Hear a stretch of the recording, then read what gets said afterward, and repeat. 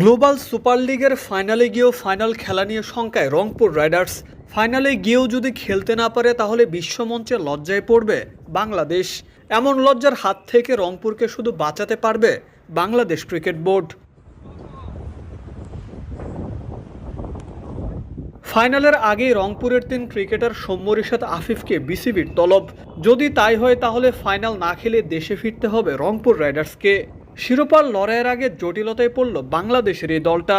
রংপুর স্কোয়াডে থাকা জাতীয় দলের 3 ক্রিকেটার সৌম্য সরকার, রিশাদ হোসেন ও আফিফ হোসেনকে ফাইনালের আগে বাংলাদেশ দলের সাথে যোগ দিতে বলেছে বাংলাদেশ ক্রিকেট বোর্ড।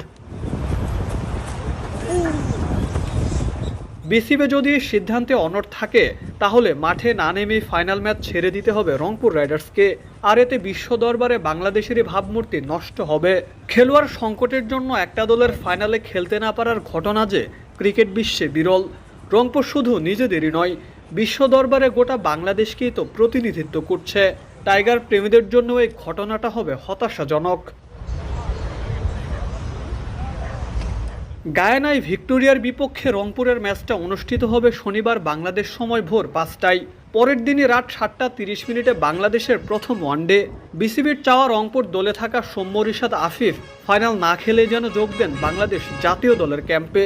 যদি তাই হয় তাহলে একাদশী সাজাতে পারবে না রংপুর রাইডার্স। চোটের কারণে আগে ছিটকে গেছেন মোহাম্মদ সাইফুদ্দিন। এখন আরও 3 জনকে যদি না পাওয়া যায় ফাইনালে, তাহলে টুর্নামেন্টের নিয়ম মেনে একাদশে স্থানীয় খেলোয়াড়ই থাকবে না রংপুর স্কোয়াডে। আর 24 ঘন্টার কম সময়ের মধ্যে বাংলাদেশ থেকে নতুন কাউকে উড়িয়ে নিয়ে যাওয়া সম্ভব না রংপুরের জন্য। এই জন্যই সংকটে রংপুর রাইডার্স।